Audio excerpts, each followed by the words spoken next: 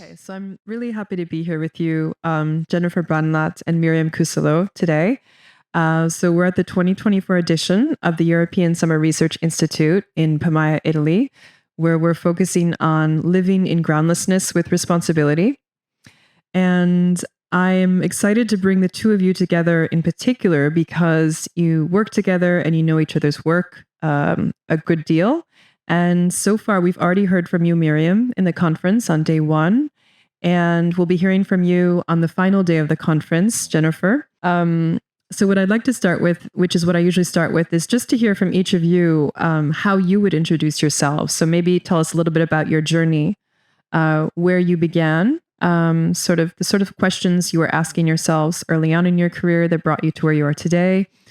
And that may have changed over time. And then what you're doing today, what you're working on today. You two are in somewhat allied fields, but different fields, also different approaches.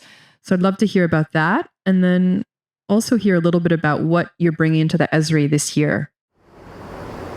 I think it's a great question because I actually don't think I know about your background or your journey or how you arrived where you are now. Okay, so I say where I am. Maybe. Say where you are. I mean, you know, affiliation, right? Yeah, so, I know where you work. Yeah. You know where? Yeah. We both work at the university. Okay, so I'm a professor of philosophy at the NTNU. And how did I get there?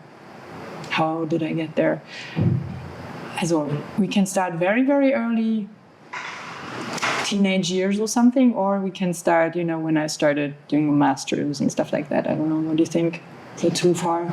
The question I wrote down was how we came to the burning questions we have today. I think then that's going to be during my master's, which I did at Sussex University.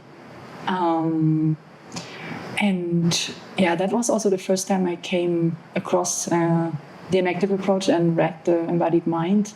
Okay. Yeah, the book. Extended cognition, that was all fairly new, and it is at least in the environments that I knew. But I think in England, in Sussex, it was Andy Clark was there, Ziggy Di Paolo was there.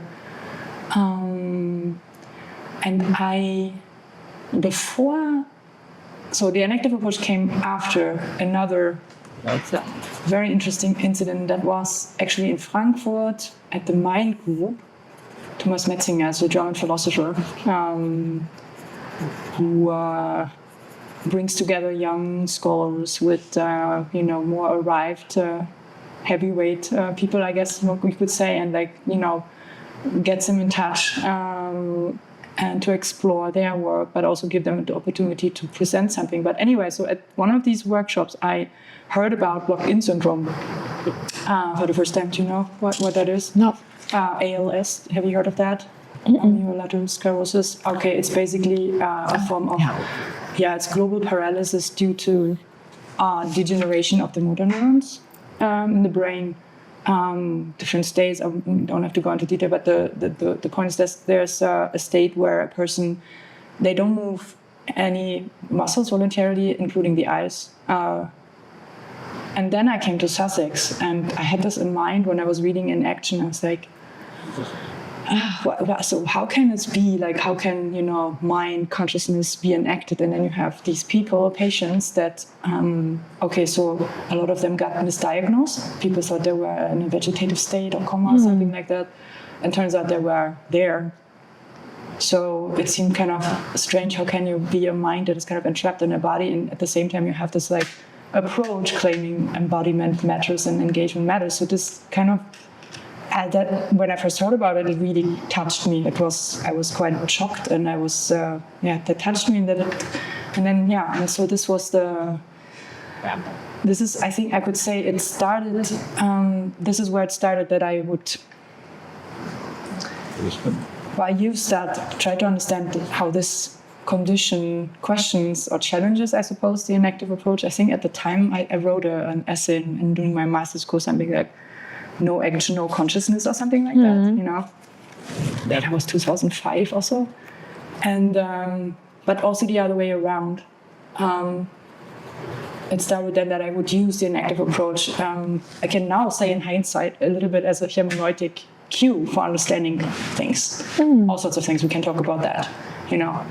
Do you use this locked-in syndrome story with your students today? No. Okay. No. But that's how this is, that really grabbed me for quite a while. Yeah. How about you? What is it that brought you brought me to your the passion? the burning questions. Research passion. The burning questions that I'm looking at today.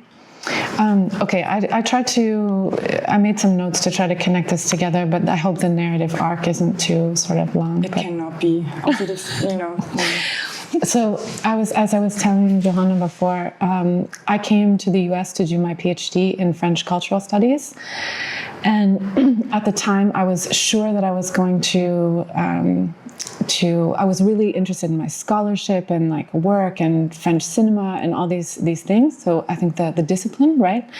And then when I graduated with my PhD, I think the job market was quite difficult for humanities scholars. Still is. Yeah. Still is. And so I took this job at Antioch College, and it was a college like, Johanna, I don't know if you know Antioch College. Yeah. It's a college that has a history of like social justice and activism, but also a college that has a history of like shutting down a couple times, and like this extreme social activism created at different times a difficult environment for some faculty and students. So it was and so they were restarting the college and they were hiring, and so I took this job and I taught in the humanities. And I think after 2 weeks, I realized that I was like completely and utterly unprepared for teaching in this environment.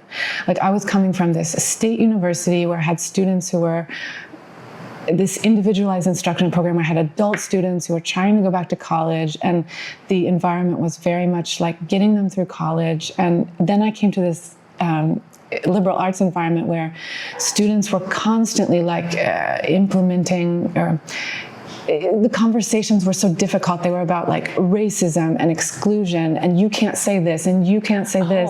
And this was all taking place in the classroom.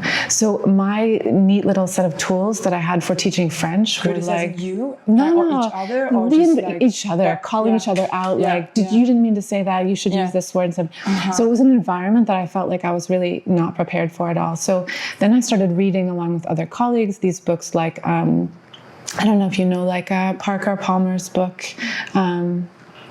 Johanna's giving a positive sign here. Parker Palmer's work about the inner landscape of a teacher. I started reading things about critical pedagogy, feminist pedagogy, and bell hooks. And that rings a bell. Yeah, and all these things that bring back such fond memories, and that I still use today, actually. And also Carol Gilligan's In a Different Voice. So these books were giving me, I was like experiencing at the time this shift away from my discipline and a shift towards these sort of like, how can I say, like questioning my own pedagogy and using these tools from critical pedagogy, like connecting with students, flattening the power structure between us. And so this sort of culminated in teaching outside the classroom. So I was teaching classes like at a public school with my students where they were literacy mentors, and this shifting away from the classroom where there are concrete like power structures in place to getting involved in something together that was like close to all of our hearts, and that was important for the students to be actively engaged in the world through experiential learning. This was like a whole new landscape for me. So then I felt this, I kept feeling like French cinema was, even though it was still important and I loved teaching classes on this became less important, I think, for me at the time, and pedagogy more important. Yeah. And so the pedagogy, the aspect that I think got me to these burning questions that I have today is how like care is one of the practices that is important in critical pedagogy, and how care and caring practices in pedagogy can support students in like trying to answer hard questions together in collective knowledge production. And I see it as the only way to do it, right? So then that took me, like, personally, we had this move to Norway because my partner got a position there. And then so I was able, thanks to this research position, to start doing research on this, these caring practices in academia. Yeah. It makes sense? Okay. Nice. yeah, I guess the care is like much less abstract than it is in what I was doing. I was like, I feel like it's an expression of care, you know, to wonder about the human condition in some way. But as a philosopher, it's a distant way of doing it. You know what I mean? Yeah. But we've talked about this before in conversations, how maybe this, that you said that the care feels remote and or more abstract in the work that you're doing. But we've talked about how working together and setting this framework in with empirical studies has a lot of potential. Yeah, but that's I guess that's a part of what I'm trying to do, is to stay in dialogue with the empirically working colleagues, on partially doing some empirical work myself, or like working with people to get closer, so to say, to them, to the actual. Well, actual is not the right thing. It's a different stance, I guess. Yeah. But when I hear you present, for example, I hear, like, in a way, your theoretical framework gives words and vocabulary to some of the things that I want to explore in empirical field. Yeah, that's nice to hear. In some ways, it's like I'm, expressing, using the enactive approach, or like elaborating on the enactive approach to express things that I think are, that I observe, that I find, pressing. But then if I should say it is, then my motivation is that. It's like, if I can reach people and they can use this to make sense of something, then that's, then that's great. It's nice to hear. Yeah. Something that both of you, I think, are pointing us back to, because we've had a lot of conversations with neuroscientists, cognitive scientists, complex system scientists, mathematicians, physicists, and what I see as sort of a potential for this conversation is that you're both bringing us back into the realm of sociality, so sort of the relational dimension of an action, and thereby the more directly ethical dimension of an action, which often gets lost, I think, because people consider it to be descriptive rather than normative. There is some sense that we're losing the importance of how this actually changes our interactions. And when you're talking about a caring pedagogy, I think that reminds me a lot of the work of Hanne de Jager, and how participatory sense-making as a sort of child of an action is always already ethical. And there is something that has a value for the way that we are in the world. And so I'm wondering if you can just maybe run with that idea, because we've talked a lot about the scientific dimension of an action so far, but I'd love to bring it really into the social domain. I know you work on this, Miriam, quite a lot. And I think your pedagogical practices and your research on micro-kindnesses is also very much about that, Jennifer. And even, if you want to refer back to a phrase that you used, Miriam, which was the relational science of groundless minds, that was something that really, really struck me. Maybe you can talk a little bit about that. It's interesting that you mentioned that phrase in the end, because I was afraid for a moment that now I'm completely only in this side of the social science. I'm not even a social scientist, even though I have a sociology, did some studies in sociology, a bachelor. But okay, so it's a big topic, yes? So I think the enactive approach has some ethical implications that are partially spelled out in the social realm. But I mean, already just thinking vis-a-vis, the natural environment, other creatures, it doesn't start only with us. There's a deeper sense of, I guess, co-responsibility with what's, what we are actually a part of, the world. And the world contains all sorts of creatures, not just others. I mean, when you say sociality, I'm assuming you mean, first and foremost, human interaction.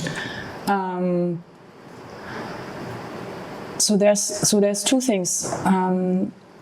I think a relational or participatory turn, or an interactive turn, I think that has implications that go in both directions. And I wouldn't like to kind of split off the sciences from that conversation. I would say it's like if you're rethinking, as you know, we do when we like applying enactive ideas, the relation between ourselves and the world, we are also rethinking how to study the world. And I think, and so that brings us then back to some, like maybe this is a whole circle that is kind of like being, it's kind of like coming up in my mind. I haven't fully articulated before I'm saying the sentence, but it's like, so I would hope that to understand the self as relational would inspire research, that scientific research as done at that that takes that perspective seriously. And I think it's more than just adding sociality to other questions that we're asking already, or the methodology that we're having. I think it's an actual fundamental shift in how we would do science if we were taking the relationality that we have, that we are already in, and that we're structuring with each other. If that was driving science, how we do science, I think it would be more than an incremental, change. And then, it's easy conversation about, okay, what would be methodological changes and this that we would do, actual changes, but then also what would happen. For instance, I was having a conversation. Is that okay? I was having a conversation with Edel yesterday. It was very funny because I went down and we met in the middle of that road that leads down to the Borgo, and we were just like stopping in the middle, and we're sitting on that what's this, like, where the cars, they like this border barrier or something like that. We're sitting and talking and wondering together how the insight into, say, groundlessness between ourselves could affect, how doctors interact with their patients, etc., and these, like, power dynamics in the clinical context, etc. And then I was asking him, so what is it? What can we do? I mean, I hear that you're doing this already. What can we do? What are you doing? And so he said, yeah, we're teaching, the new doctors, how to listen and be open when they're talking, rather than just applying their criteria and being in like this like diagnosis mode, right? And on the other hand, I think if the science, the content that they're learning, not just like, oh, I'm learning then how do I talk to patients, and by the way, they are just human beings and you're a human being, and can we please, just have a dialogue? But what if the content of what students in medicine are learning was not that the body is like a machine, or the brain is the core, the soul core, or you're this disease or this disorder that you have this and this, and it's there, it's you, whoever you are there, so that brings us maybe back in to somewhere in the circle, back to the ethics question. I have a question for you. When you were talking, it made me think about, so is part of this, do you think part of this is about self-reflection? And if we talk about doing science differently, I've heard a lot of the presenters have talked about this acknowledging our own standpoint, right? Like our own social situatedness as scientists. So that can be like the limits of our sort of cognitive apparatus, but that can also be like our own situatedness in social hierarchies and what kind of, how we're producing science, right? So that gets back to like the feminist standpoint theories of the leaving from the God's eye view, right? And acknowledging the social situatedness of research. Okay, now we need a transition. That is similar in science, right? There's still this God's eye view of the scientist, who's like, has this like power to kind of like say what is truth, what is reality. And so there's a similarity there, and forgetting about their own standpoint, and that, they most, likely had a developmental path, that brought them to where they were, and whoever they are is also enabled by certain structures. And that we're never sort of producing this we're not disembodied scientists, right? Producing knowledge. Although, I guess, no, we're not disembodied, but I guess there's a, as a philosopher, I mean, my background before, I would say before enaction, it was analytic philosophy of mind. So, I mean, I still have that mindset, but it's also, I don't know where I was going with that. It was You were talking about different ways of doing science. Yeah, and so in that mode, it would be like, what does it mean? Say exactly what does it mean? You needed to be like very, very precise in the moment. And this kind of like a little bit like this picture where you're like, Brother Fablin was like giving us that meditation where you're like so focusing so much on this like one thing that you're forgetting the relation and the context all around it. And that's a little bit, I think, that what can happen in an analytic philosophy. You know, thinking about something, and that can be a very disembodied activity, actually. When we're like in this pursuing. Yeah, I mean, there's obviously embodied analytic philosophy, or like analytic philosophy is analyzing embodiment, but it's a pretty, abstract activity, I guess. And somehow when I engaging with enactive readings, it keeps me a little bit more connected, I think, with the actual embodiment or the situation that I'm also in, or that the world is in. And like always forces me back basically to that. I can't just like escape in long discussions about teeny things and possibilities, logical possibilities. I mean, I'm not. I love analytic philosophy. It's not, But you changed. Yeah, it changed a little bit. Yeah. But that doesn't mean I cannot just really spend a lot of time trying to really, really, really figure something out, like what something means, and that's important as well, I think. But. And maybe some of also what I'm hearing from both of you is this paradigm shift of what Francisco Varela actually said. When he was speaking about something which was very much in the world, which was the Chilean Civil War. And he was quoted as saying, epistemology matters. And this is a little bit what I'm hearing from both of you in the sense of, the ethical dimension is there in the very way that we are going about arriving at knowing, whether it's what you were talking about of how we do science and also acknowledging the blind spot in science, the subjective experience, or whether you're talking about almost the acknowledging the situated standpoint in feminist care ethics and feminist pedagogies. There's also this great, I don't know if you know Erin Manning, but she talks about para-pedagogies of resistance as something which is working with the power structures from the inside, but not bowing down to them, not reproducing them. And so in some sense, what I'm hearing from both of you is that in the very way that we're going about our knowing is also creating different possibilities for our ways of being with each other, whether it's pedagogically, whether it's as a scientist. So maybe there is something about epistemology matters.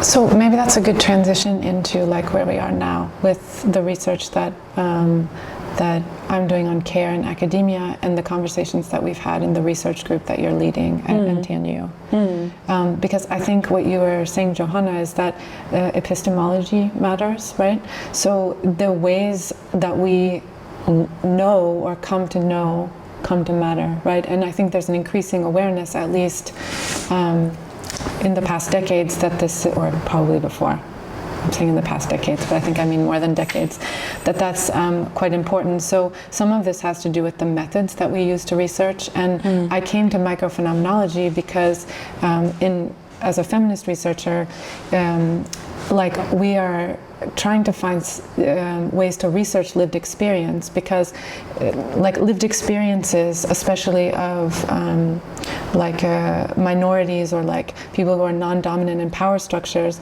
the lived experiences of these people can serve to overturn what has traditionally been produced as knowledge about them, right? So lived experience as a way of producing knowledge about other narratives or non-dominant narratives and stories about the social world. So that's the research method, right? So that's the interest, at least in I know that micro-phenomenology has like much wider implications than in just feminist research, but I think it can be used in that field to overturn dominant narratives, right? About like, for example, women in medicine or a variety of fields. Actually, feminist research is such an interdisciplinary field that it's hard to capture, give so many examples of that. But anyway, so that has to do with the methods. And then when we talk about how we do science, one of the questions that was brought up in the research group was, does science need more competition or does science need more care? I can't remember who it was who asked that question. I feel like it might have been Gabe. I don't think it. I mean, nobody. Doesn't matter who asked it. Probably This is say a good competition, but yeah. No, but it's a good question, it's a right? good question. So yeah, But it's describing, I guess, it's kind of a grievance, I guess, that question at the same time, because yeah, it's airing a grievance. So the research that we have done, so I'll just explain it. You know it, Miriam, but I'll explain it maybe for Johanna, because actually we haven't talked about it in detail. So the research was about it stemmed from a curiosity about, can we find more inclusive ways of organizing universities, right? So it's a big question, and then we came about it through this smaller study, and this was about trying to see if so Western universities are currently sort of dominated by these logics of competition and meritocracy, and these are the ways we get funding, these are the ways we are rewarded in our career paths, and so we know that there are many people who don't thrive in universities. There are people who opt out for mental health reasons. There are people who opt out because they have, for example, childcare responsibilities and can't combine this with work. There are people who can't spend right. So the organization is not in their favor. So we were trying to find out, based on this concept of caretaking universities, whether it's possible to identify, to start this research project on care. And so in the absence of larger funding, we went about this by saying we don't really know much about care in this context, right? In an empirical context, this is very vague to say, what is care? It's nebulous, it's under-researched. We don't know concretely what it means to care for people in this context, and we don't know much about the experience of getting cared for in this context. So micro-phenomenology, you know the method also. Yeah, this was a way of getting at people's experiences of being cared for or receiving affirmations in academia. And so what we found was that, so I'll talk more about this on Thursday in the presentation, but we found, so I'm working with Katrin Hyman and Sunita Sagurti and Siri Sorensen from NTNU, and through these interviews we found out that a small affirmation, right, a totally thing you would overlook in your academic life because we're going so fast and we don't really pay attention to things in this much detail. But these small acts of affirmation had a really big effect on people. So they were space opening gestures. They were, it was actually amazing how long people could remember these back. So some people could recall affirmations that they received 8 years previously. So they were really significant for the participants. And they were also experienced as the participants were able to gain a sense of a shared common future moving forward. So those were the dimensions of the experience that we identified. But you also read when we were preparing to come here, you also read some of the results section of the paper. And it was quite touching. No, but say more about it. Why did you find it touching? Yeah, I mean, I guess in some way it confirms what I think is happening all the time, or what could potentially happen, or what's happening, but maybe not in the way that is, leading to well-being and flourishing, is that when we come together, in every social interaction kind of matters potentially, can matter to each other. And I guess in academia it becomes quite normal in our kind of academic system, it's quite normal not to expect niceties and kindness, and as you say, it's competitive, so maybe you try to impress or something, but it's not really the most friendly environment, I suppose. But we're still there together, so much over time also interacting. But I guess the point was that there's the potential to do it otherwise, and to acknowledge that there's something at the heart of who we are that I think everyone shares. Everyone shares that, a need for connection. And I'm not saying now, okay, we have to be all really, friends and what have you. No. That's not what I mean. But I'll it's like clarify that there is a sense of, you know, a need for connection. There's also a sense to modulate that and to structure that, you know, and have freedom in being connected. But what I'm getting is that there's the potential at each instance to have an impact on the self, on the mind that you're meeting. So like partaking in each, you know, in each other's becoming continuously. I mean, a lot of people are already convinced that, of course, when we're children, we so much, you know, need the parents and the caregivers to become, you know, to grow up and develop a self and all these things. But I think what I'm trying, if that's something that's driving me really in my work, bring this across, is that it matters continuously as long as we are alive. As long as we are alive. And so this is one instance in the academic context where you can see that it has an impact when you actually say something nice. And this is like a little bit, we can go into much more detail what's going on there, but I want to say there's a potential to do something way after initial development of who we are.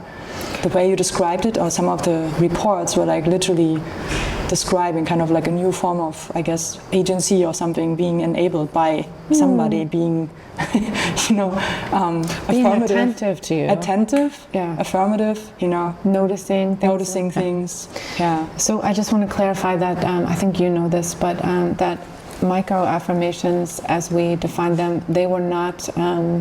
We had this very loose definition and we allowed the participants to interpret, and no one sort of came up with these like compliments or we're friends or like this, because I think when people hear this or talk about the research, the initial like idea is that it's about just being like warm to each other at work. And so most people talked about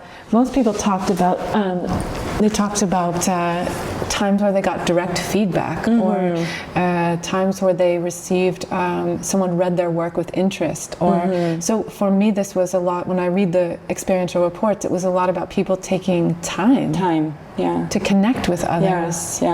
And so what I was going to ask you was, I mean, are we as academics positioned, and you can talk from your own experience, absolutely, are we positioned to like have disembodied existences in our, I mean, why is this so sort of... Well, I guess it connects a little bit to what I was saying. Like what positions us as embodied academics currently? Like, my question was more like this: aren't we sort of nudged or primed to ignore these aspects of our academic life? Oh, because we're focusing on something else in what we're doing, and then because like the institution itself. Okay, just because of the structures. I mean, then it's I mean. So the question is, to me, whether I think the structures in academia make us kind of like do the opposite. Of course. I mean, to some degree, I think that, you know, this kind of like fueled competition, sense of competition, and having to, you know, like succeed, acquire funding, prestige, and all these things that that will put people in a loop. I think that this. I mean, I think, you know, a person that is like unkind in academia, they will probably have a lot of stress on their plates, you know, because they have to, you know, perform, achieve certain results, etc. And in that sense, absolutely. So there's if that is the expectation, that you have to be like continuously on the tip of your toes and you know, achieve. That's why by what you're measured. Then I can see that weighs on the person themselves, even when they're successful, I think. And then by way of them, I guess, being stressed out or being kind of like entrenched in that mechanism, they may become people that is not so nice to be around with, I suppose. I don't know. And, I think it's easier to be an uncaring academic than a caring academic. Well, it's also easier, I guess, to be an uncaring doctor. Maybe there's a similarity. Yeah, I don't mean easier, let me clarify. I don't mean easier like for myself, but I mean, if you think about your academic career and a lot of these tasks that are associated with caring are associated or considered necessary to teaching, for example. And so we can be rewarded for being a good teacher, but in terms of promotion, I'm trying to think, maybe you could define this somehow as part of your promotion narrative to professor, but I think these, at least in the literature, these things get described as like academic housework tasks that are performed more often by women or minority groups that have these like lower status things. And I'm talking generally, I'm not at all talking about all the academics at this seminar, because I'm really talking about the general picture. So I think in a way, right now as the university, we talk about Western University, it seems like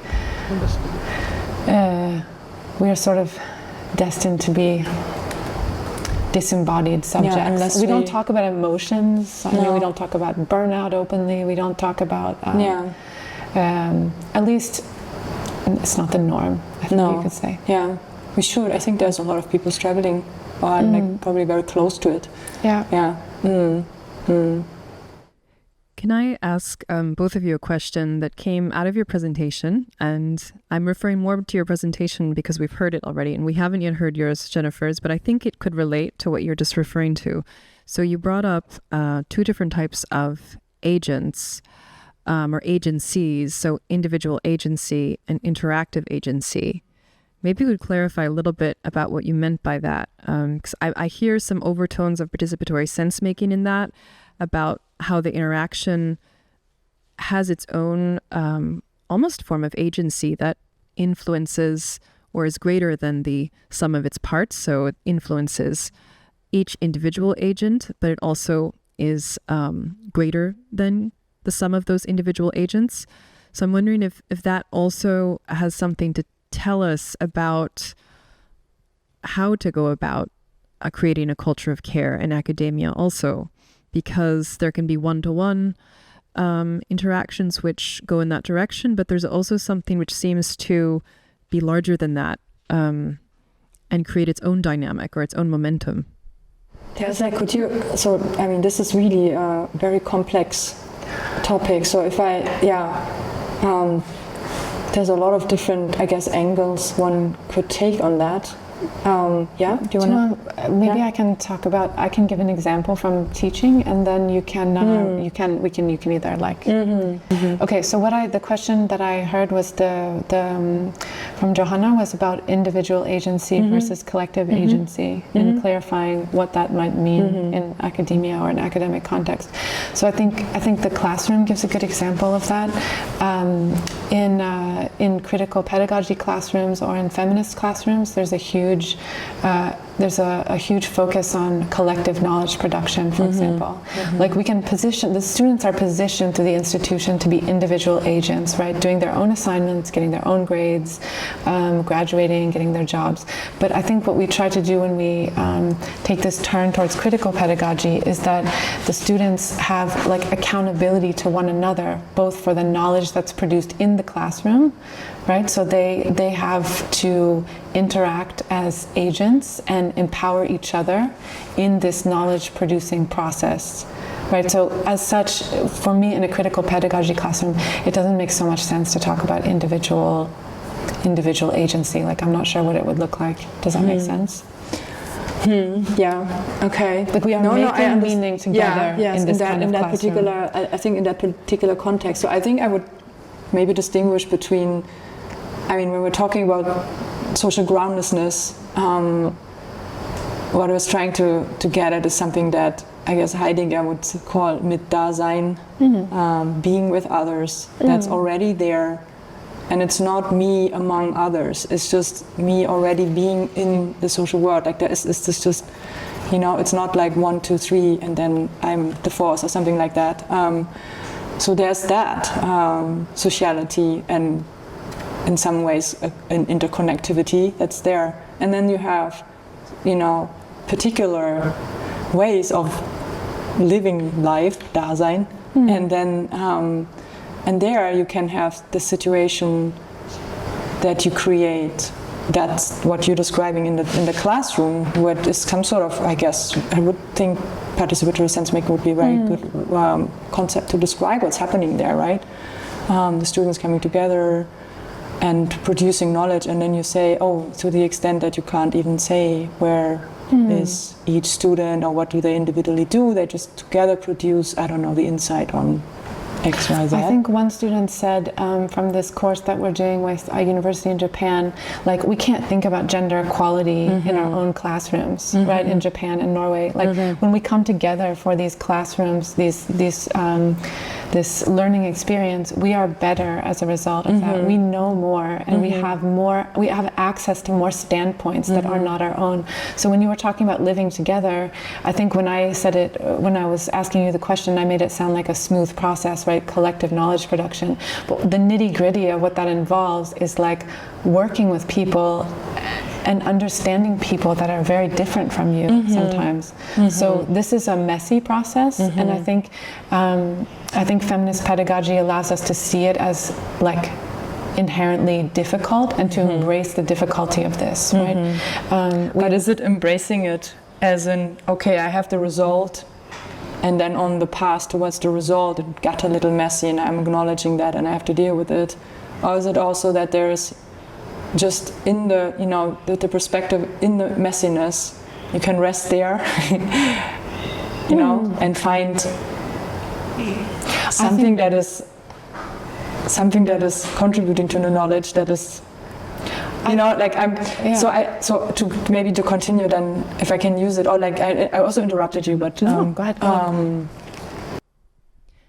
Maybe I can clarify the question too. It might help bring it back, because I think I was asking more, does the interaction itself have its own form of autonomy? Yeah, I mean, that is, yes, I think so. I think this is what the concept of participatory sense making describes, right? And what you also described in a way, I suppose.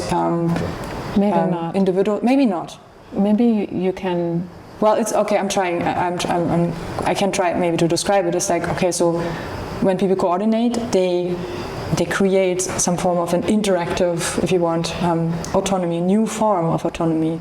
That is, so is the idea not reducible to either of the agents that are contributing to it. A little bit it sounded like what you said. I think that's what I was describing. And then their sense-making abilities that they would have on their own are augmented. They produce something they wouldn't be able to produce on their own. So I think that what you're describing in the classroom, I would totally agree with you. Is a fine way of describing this. I think we refer to this as like sensing the world together.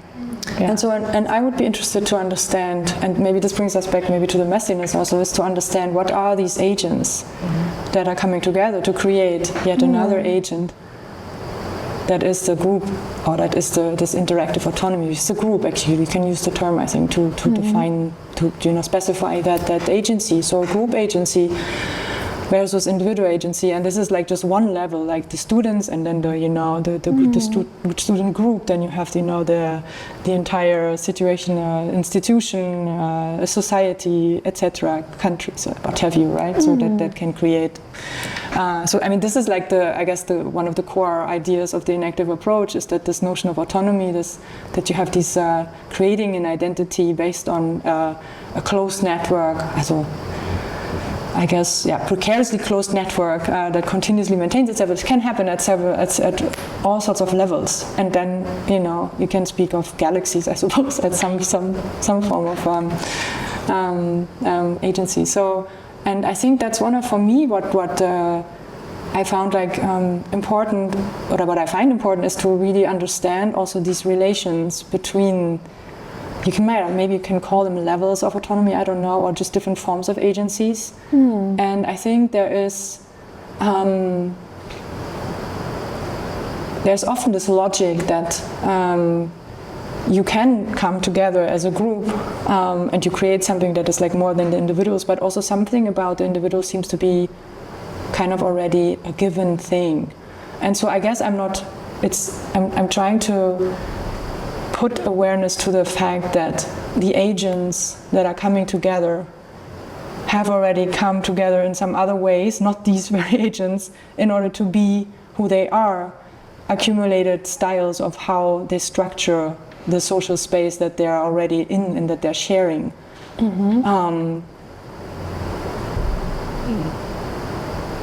So that's a distinction, so to say, I think is important to make, because with all the, I guess, the positive,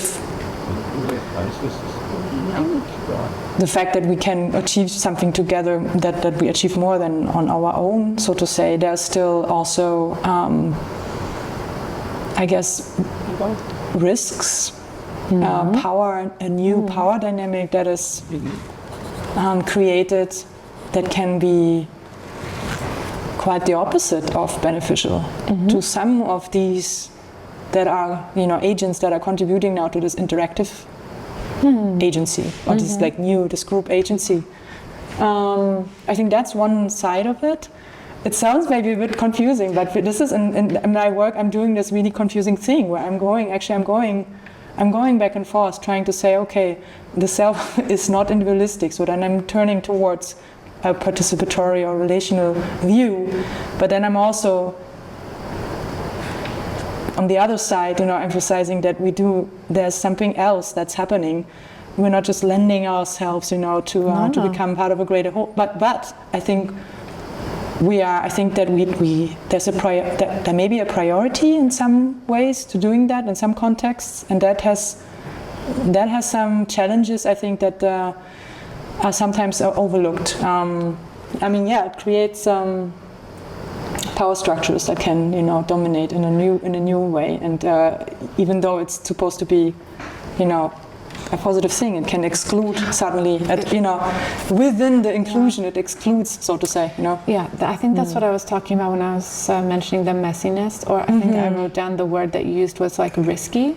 So I think, I've worked with a professor in Stavanger, Ingvild Hellstrand, and we have written this article about feminist pedagogy being like a risky business because you are opening up for, we use like a Donna Haraway figure, opening up for tentacles in the classroom, right? When you set up this, I'm going to call them groups, right? Because I don't necessarily have the vocabulary from we don't share maybe the same vocabulary for agency, but you have these groups, and you're, if you want to facilitate pedagogies that are participatory, you have to be yourself vulnerable as the sort of leader of this, because you have to open up for the possibility that the group or these agents that are coming together are going to make meaning, but you don't control what's going to happen there. So from an educator perspective, this requires vulnerability. And I think this is maybe something we don't cultivate as a skill in teacher training, for example, in the university, right? So, but what do you mean by vulnerability to what? Vulnerability to that you plan a lecture, but if you are really doing this democratic pedagogy where you are opening up for agents to make meaning, then you have to relinquish control over the situation and allow for what happens. Right. So I'll give you a concrete example. Giving control to the other. Right. You're right. Yeah. So you are stepping out of your role as a teacher. Who, I guess there's a similar dichotomy. You could classically think, right? There's the students and here's me. Yeah. But you mean like stepping out of that? Well, maybe I don't mean stepping out, but I mean just maybe taking a different role. Letting go. And so maybe this is unproblematic in some disciplines, but what I introduced when I talked about my trajectory is that if we want to teach about things that are like the environmental humanities or social injustice or these things that are like messy subjects because they require that people look at power dynamics, examine their own privilege and situation, this, when you set students up as like agents to investigate these questions, you don't know what they're going to bring in from outside, and that's why we call these tentacles, because tentacles can be like nice and caressing, or tentacles can be invasive and like unwieldy, right? Unpredictable. So this was a figure to talk about how we might teach or how we might imagine teaching with tentacles in such a situation, which is very different from how, I mean, I think we're talking about the same thing, but I'm giving you a different, like this sort of like feminist pedagogy take on how this works in a given teaching context. So I was answering and agreeing with you about the idea that it can be messy, and it doesn't necessarily mean a good thing if you put students together to do group work, right, on a given topic. They are going to talk about things that are polarizing maybe, or political, or uncomfortable for people. Okay. And there's resistance involved, because when you start talking about privilege, examining like your own privilege is like generates resistance. Okay, this is maybe like a freakish move, but I'm going to say it's a privilege to argue and that yourself is somehow independent and is kind of like already there, in the sense that because something about people coming together, students producing something is also, but maybe this is not arguing against any of what you're saying, but I think it's an achievement to be, an individual that comes maybe into a group and there's then this understanding of like, okay, here I am, here I stand, I'm this and whoever, and I bring this to the table.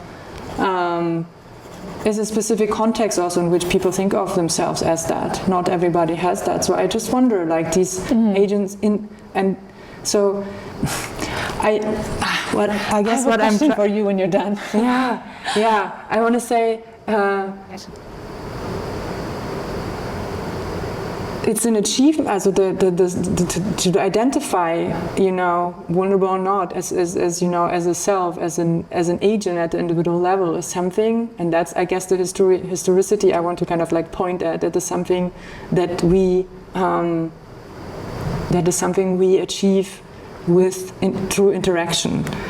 And can I ask you a question? Yeah. It's a genuine question. There's so many levels. I'm sorry. At the same time, I feel like there's maybe an octopus tentacle thingy right here on the table, because on the one hand I want to do justice to the conceptual, like here's the analytic philosopher trying to do justice to the and you have very concrete comes a very philosophical question, then comes this and like trying to maneuver, but I mean it's a dialogue, I guess. That's what's happening, right? I try to kind of like bring it back to things that matter, and I think you do too, and so it doesn't matter where what the I understand the pathway goes in between, but sorry, but where was I? Did I?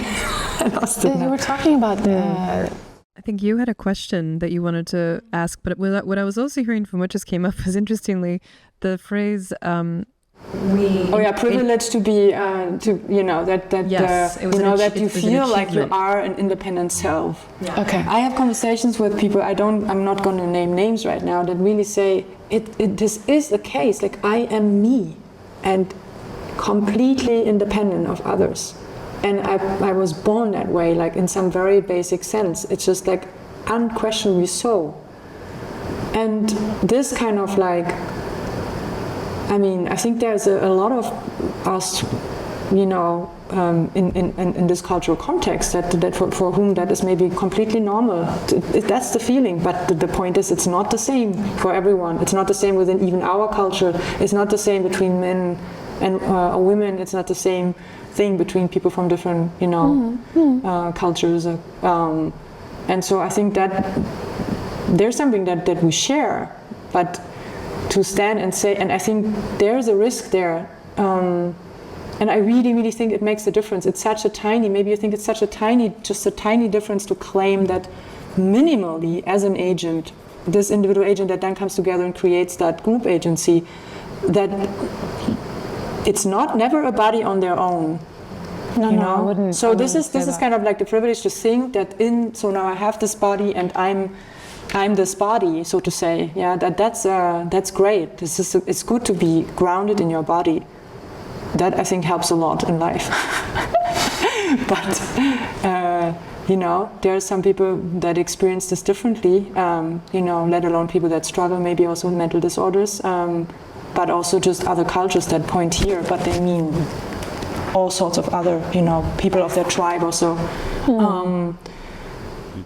But when you say it's an achievement, do you mean that in a critical sense, or do you mean that actually as the fruition of a process of like evolution. Yeah, it's a process. It's a process. It's developed.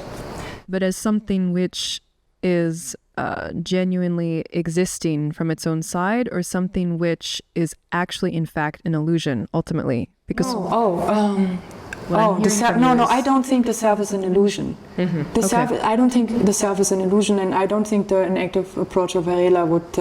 In some sense, I think you can. There's quotes where he says something like that, but I think it's to say that it's developed, or it's a network that is precarious. That doesn't, I think we had this conversation a lot during the retreat. People were saying like, it just makes no sense to act as if there's no such thing. Also, I don't say that. There's the sense of self. It is also different, as we, for different people. But the point is that is developed. If that sense is like, okay, I'm independent of others, and this has nothing to do with sociality in kind of like in Husserlian, sense of an ego sphere, where in my experience there's no whatsoever, the connotation of sociality, then I think that's overlooking your own historicity, your own privilege, and having that, having achieved, or like having others come together to achieve this with you. I think we agree on this. I mean, I would never talk about like unsituated subjects, right? Yeah. But I think when I hear you talking about individual agents, like I think when I talk about like identity or social identities, this for you is like the sort of collective or the.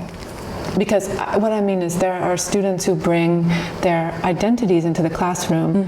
These identities are positioned as individuals, but they have like their own experiences that they bring to the classroom. They have these social categories that are. So I don't mean that they're it's coming up again. Like when I criticize, what I'm trying to do is not to say there's no such thing or there's something wrong with that. All I'm saying is like, now we're talking again about where I'm. So I just did the opposite direction, right? I went into the opposite direction, trying to kind of like deconstruct this, that the self that we have developed now is in any sense kind of like, substantially there, or even just, in that like bodily pre-reflective sense always there. And now going into the other direction again. I don't have any issue with the fact that we then come together and create that, agency, that group agency. I'm just saying, when that happens, there's a lot of stuff that needs to be kind of like figured out, depending now again on what we're like looking at. But I think there's an interesting ethical conundrum there, where, because of like when you lend yourself to being part of the group, also there's a way of these individual positions that you bring in, you said, or your own experience kind of becomes less relevant, and it also becomes less possible, I suppose, to impact, unless you're somebody who has the mountaineer, the woman who's Marion Chéniaud-Dupuy, who had this. She had this like figure who's we had, and there was one person. I don't know who they are. Where they're saying, okay, I'm in this group situation, and the person leading the group, they say this and that is the fact. Nobody says anything else. Everybody seems to agree. I disagree, but I cannot make that heard because the group has that, it takes its own dynamics in a way, and it excludes in that way somehow. There's that, and so I think one can say that without, or mention that, or pay attention to that without implying that just the creation of something together is that's not. I think that's not always a given. That I think your lived experience can take on more importance in a group than. Yeah, but it requires again to navigate between the logic that is the logic of the group, that where agencies contribute and have to some degree give up some of their freedom, I suppose, in order to make that happen. Yeah, absolutely. And that, I think that becomes the very fact that it has its own life is that's what I'm saying is like, there's something to be looked at, I think. No, so my question was, it was a genuine question that was also coming from something that matters to me, in the sense of, okay, given that there is something already operative in a group situation, there is called a dynamic and energy, something which is autonomous. I come in as an individual, and let's take an example. I feel like my voice will not easily be heard in this group setting, okay? Where is it? Maybe it's not even where. It's how do I exercise? How do I enact my agency within that setting in such a way that it moves the whole process forward, self and group? Was that perhaps this example where she disagrees with the bus driver telling her where she has to sit in the bus? I mean, it's an example, right? It's like you have these structures and expectations and norms, societal norms as to how you have to act.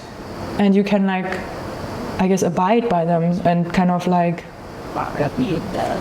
or be oppressed by them. But you have your own agency, you could do otherwise. I think that's a good point, actually. You can do otherwise. And she says, no, you know, I'm not gonna sit over there.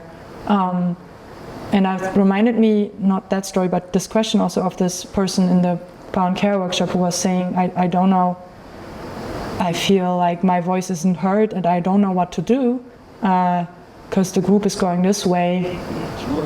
I think in such a situation, we were talking about the classroom, there's a responsibility. Somewhere is a responsibility in such a situation. And in a classroom, the responsibility is with the teacher. I think there's also, of course, responsibility for each other, the students. You know, it's not all, you know, you cannot all give it to the person whoever leads that group, if there is such a thing as a leader in that situation. And then there is, I guess, there is some responsibility, you could say, in you as an agent entering the dynamics, in that you could potentially enact a disturbance to... Like accountability. Accountability, yeah, but you could... I mean, it's very abstract, right? I keep trying to keeping it abstract. It's difficult, but you could give the gift yourself and to the situation of trying out, I suppose, what will happen, you know? I mean, as a teacher, like I tell my students the things, like there is no such thing as stupid questions. Whatever, you know, question you, there's no such thing, you know? And I guess that's a possibility, like our responsibility as teachers to kind of encourage precisely to, okay, so there's this group dynamics and there is this where everyone seems so smart, or I don't know, in the room, you know, or this comment is being discarded or whatever, but I still have this burning question, I think still it is wrong.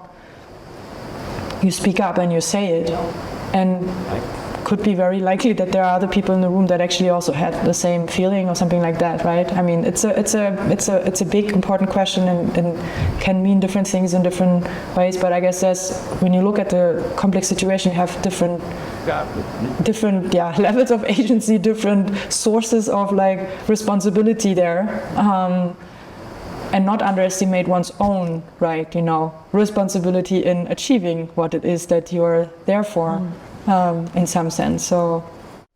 Yeah, and different degrees of precariousness too. That's also where my question is coming from. So, you know, one person speaking up in a group dynamic could mean a very different thing from another person, you know, given different dynamics, given different, you know, how we present, given whether we are disabled or not, whether we're a minority or not, whether age, gender, across the whole, what we call intersectionality. And that's where, for me, the question gets really, I guess, sticky in the sense of, in theory, yes, there's, I suppose, the opportunity for an individual agent to speak up, let's say speak up in that example, but then that's also accepting the risk, which is relative to their particular situation, which is not equal amongst agents. So I'm thinking also about academia. You know, one person speaking up could also mean that they get fired. The risk of being expelled or excluded or punished for So it might move the group forward, but at the expense of that individual's well-being and their position in the group. Yeah. So those are two different scenarios that are quite interesting because they have a very different power context around them, right? So the precarious employees or people who would be that's where the care ethic comes in, because those people should never be in vulnerable positions where their job is on the line, or maybe a permanent position in the future or not. It should never have to be speaking up, right? It should be the others that have solidarity and recognize that that's, in the care ethics, that's what it might look like. But in the classroom, I think the way that can look ideally is, and it doesn't always happen like that in reality, is that you create these liberating spaces or liberated spaces where you give people the opportunity to share the lived experience, and you, for example, make it clear what your stance is in relation to non-tolerance or people whose views are going to have a negative impact on others, right? So there's all this preparatory work before going into the group space. And it was quite interesting to hear this, because I always think that groups are can be so good for learning, and so I hadn't really, I think next semester I would go in and think about these, maybe this is an anxiety that the students have about individual or agency of self versus the group when they're going into the... and students most definitely, right? Some people speak up, some people don't and never do. Right. Right. And especially some people feel in our context in Norway, I think. Yeah, and there's certain people who feel like they can speak up, right? But that's why I think that's what one can do as a teacher, is to kind of I guess foresee a little bit those issues and open up the space. But it's about preparing the space. You can't just start with the teaching for the course. You can't just start with the philosophy chapter 1, right? You have to spend the week before on how do we engage together? How will we do this course together? As you go along. I don't know. Yeah, I like but I don't know. No, of course. Yes, also this is an option, but also as you're doing it, you can you see whether things are coming up, and then you're trying to. But of course, priming, but it also depends on really what your context is. I mean, a lot of what, if I just remember discussions in analytic philosophy environments. Wow. This is I mean, they could probably use a week of preparation of how to engage with each other. Yeah, because this brings me back to what you said about the disembodiment. In philosophy and thinking, is this what matters is the argument. I'm only focusing on the logic here and this, and you're not being precise, or I don't know what and the whole embodiment, that kind of the meanness or the aggression that is in it, vis-a-vis the others, that is not even accounted for, because it's the holy grail of thinking, pure logic or what have you. This is the shift to relationality, right? Yeah. What happens when you stop this individual and you start you would thinking probably get of some yourself. other people also raising their hands and engaging in the dialogue, or questioning maybe even some of the arguments that are being made. That's yes. So the saying something smart, it does not make you you're not suddenly suddenly losing the responsibility of being decent human being somehow. But something about academia seems to suggest that. I tell the students that they have succeeded if they make someone else better, and this immediately is I'm not trying to look good myself. I'm trying to make others look. This shift in perspective. Yeah, and so in philosophy, I do something similar. Is that when I say there's no stupid questions, these really, really simple, basic questions that people have, or just where you can actually see people are processing, what is being said, what others are saying, and then those are actually often, those are questions that are that penetrated their minds, and they're good questions, But there's this hesitation vis-a-vis the others, and can I do it? Is it smart enough or whatever? As if asking something is not just genuinely nice, what I mean? As if it's not just genuinely can be motivated by really you wanting to know. it doesn't have to be like that you have to shine out as a, you know, Perform. Yeah, perform. Yeah. What kind of science can we do if it's not about performance? Yeah. That's a good question. Although I was going to ask you also something to keep it more also personal and maybe concrete, because I would love to hear from you both right now. What is it that matters to you most in your work? These questions, they are so good because they're at once so deeply personal, but at the same time sounding so, you know, innocent, kind of like general or something. You know what I mean? I find it, it's a This is such a nice question. You can go ahead. What matters to us right now? Yeah. In the work, yeah? In the work, yeah. Yeah, I think the answer that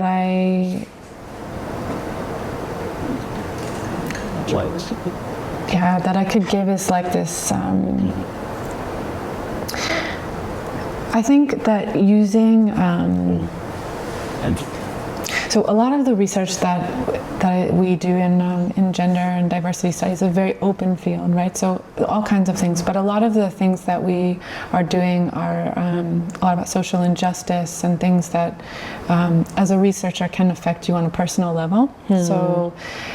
So what really came to matter to me this year was the potential of when we started. So this research is incredibly important and useful, and I don't say that research on positive things replaces that in any way, but as a researcher, having the possibility and the access to these micro-P experiential reports that are like 20 pages long, where I get to see Kat Hyman interviewing these people or reading their stories about